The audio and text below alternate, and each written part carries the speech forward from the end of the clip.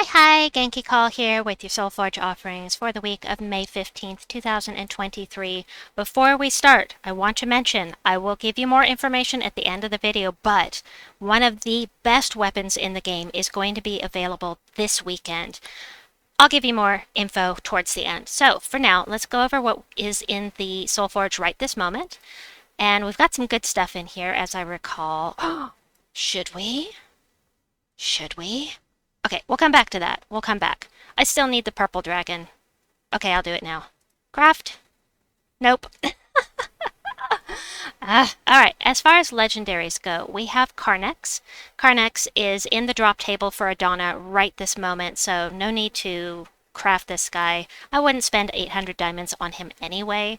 But he creates 5 skulls, then explodes 10 skulls, gains a bunch of armor, which then adds to the skull damage that he does. He's impervious, he has skull damage reduction, and if you start with Mechanist class, his starting mana is only 8, not 15, so that is very nice. I like this guy for mana gen, so if you're doing the trials, you already know about this guy. Next is the Crimson Bat. This is another true damage troop. It does damage to all enemies, gains some life. You stick it in a quick delve and it's nice and fast on those early levels. Not really terribly, I mean, it doesn't have any way to loop, no way to get board control, but it is a nice true damage troop that uses blue and red if you don't have Tesla for, you know, if you only have one Tesla or that kind of thing. But generally speaking, there are better troops out there. It does do double skull damage to wounded enemies and double versus divine. So if it's a wounded divine, it'll do 4 times the damage, I'm guessing. I think it will stack. So next up is Queen Mab. These are all legendaries. I think I mentioned that. She mana burns all enemies. If there are 13 or more blue gems, gain an extra turn. Mana burn is this number right here, plus however much mana they have. So if they have 10 mana that they have accumulated, it will do, for me, it would do 49 damage. So to that one enemy, if one of the troops only has 1 mana, it will only add 1 damage to that. So it does do damage to all enemies, but it's really based upon your magic here. Also, freeze a random enemy on 4+ gem matches. Nowadays, she's not used that much because there are a lot of troops that are immune to mana burn, and that makes her useless against them because she can't do any damage, basically. Also, there goes my alarm for my tributes. I'll get those in a minute. Also, if you're looking at this third trait, the Frostfire King does it better. He doesn't just freeze a random enemy on 4+ gem matches, he burns and freezes on 4+ gem matches, so I would recommend getting him from the Underworld instead, unless you just have to have a troop for Glacial Peaks to get your power level up.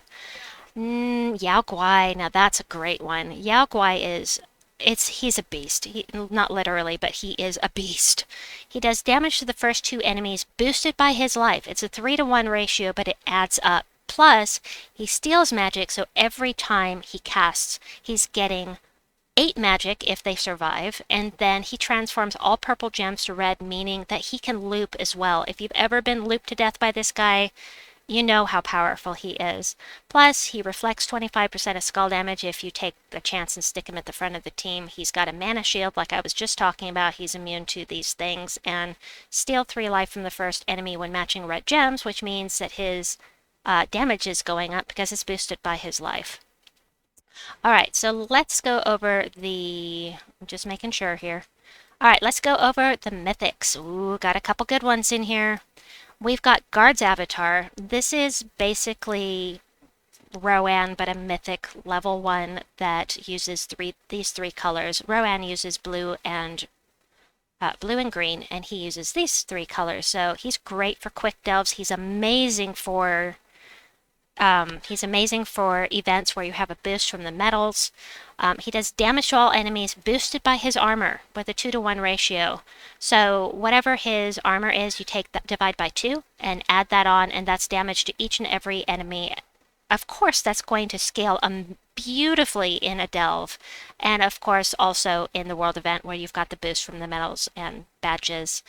Also, he burns undead and silences demons. I don't ever pay attention to that really. I'm just looking at how well he will pair with the Shield of Piscea, because you add to that armor, he just blows through the enemies, unless they're submerged, of course. Next up, we have the Shade of Zorn, who is garbage. He does damage to one enemy boosted by red allies. At max, you can get an extra 16 damage, and if the enemy dies, summon 2 Fists of Zorn. Fists of Zorn is a lot more useful than this guy is, in my opinion. He is stealthy, but he's pretty much... I have not found a way to make him viable just yet. I haven't put much time into it because I was very disgruntled with him when I first got him. Next up is Piscea. I love Piscea, and I have a fantastic team. I will post a video at the end of this video showcasing that team. My favorite way to use Piscea is to use him with Queen Beatrix, because he destroys all green gems. He doesn't use green. That goes straight to Venoxia or Queen Beatrix, and creates blue gems equal to the number of green gems destroyed. As you know, destroy will take that mana as if it was matched, so you get that mana for your team. Then you're going to get a bunch of blue, feeds back into himself, and can feed the rest of the team depending on how much green and blue were already on the board. And 2 independent random 30% chances to devour a random enemy, so you can devour 2 troops at once as long as they're not immune.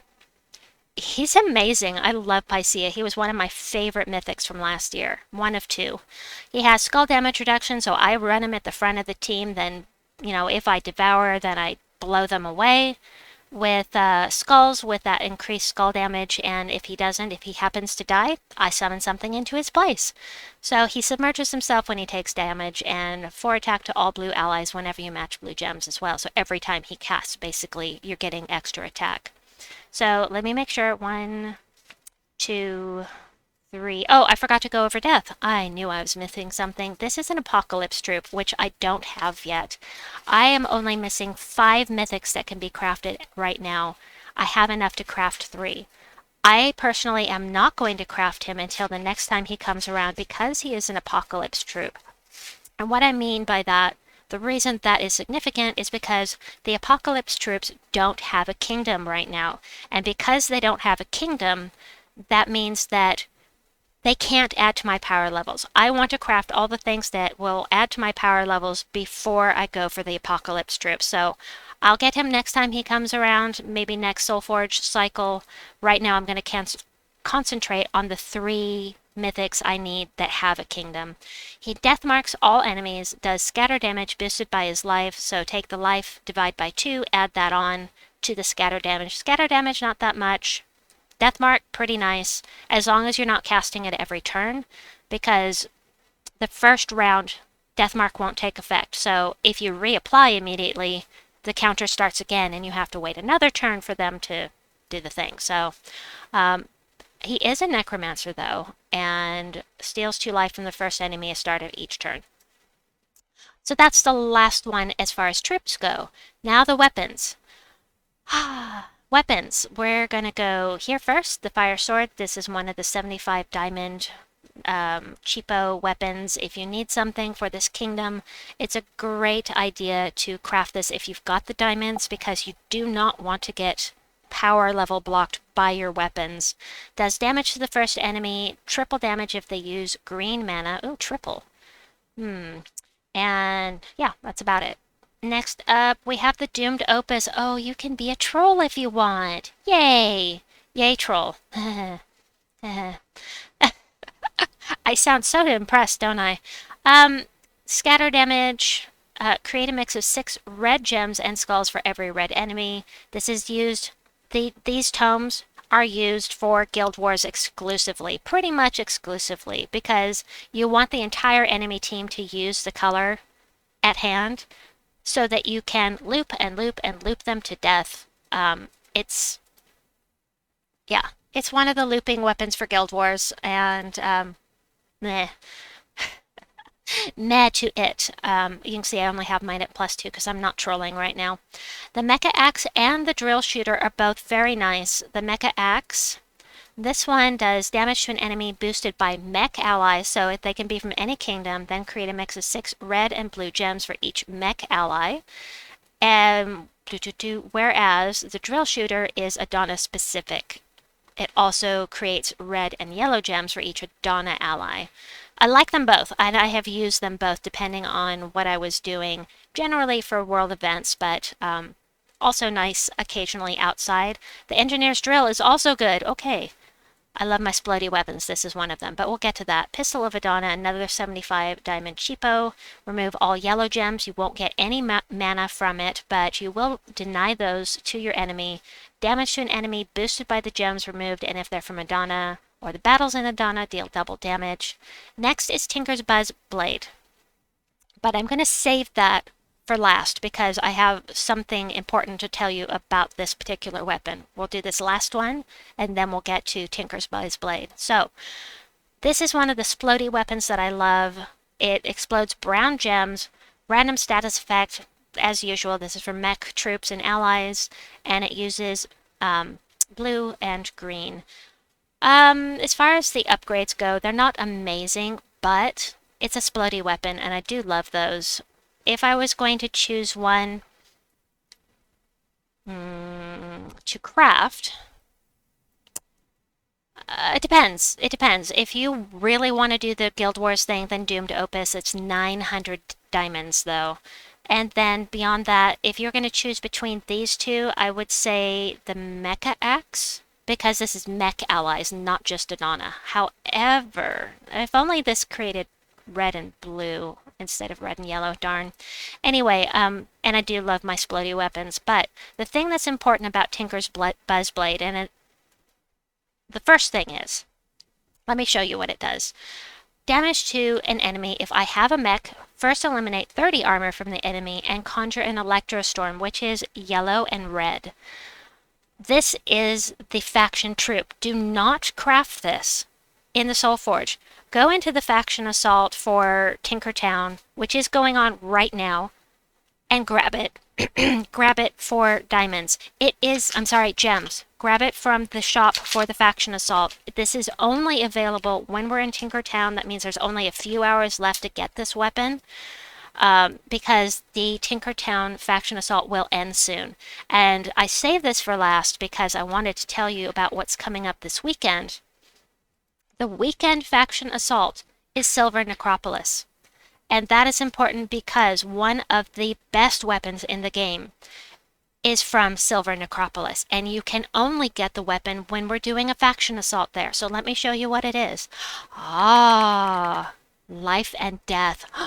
If you want this, if you have a choice between High King Iron Gut and this weapon, get this weapon. Because this is only available when we come to Silver Necropolis, the faction assault. And how often do those come up? It could come up again sometime soon because this is a special weekend one. But generally speaking, it could be a year before we go back to Silver Necropolis.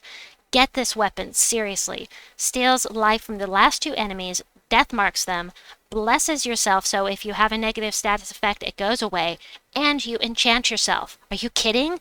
This weapon is amazing. If you get nothing else today or this week, this weekend, go for this, because it, again, don't craft it in the Soulforge. Go into the faction assault, get it in the shop for gems instead of diamonds. They're easier to get, but get this. Oh, I said don't use your diamonds. Don't use your diamonds. Don't worry about it. You can use your diamonds for whatever you want. I forgot. Use it. Get your gems. It's been a long week already. It's only Tuesday.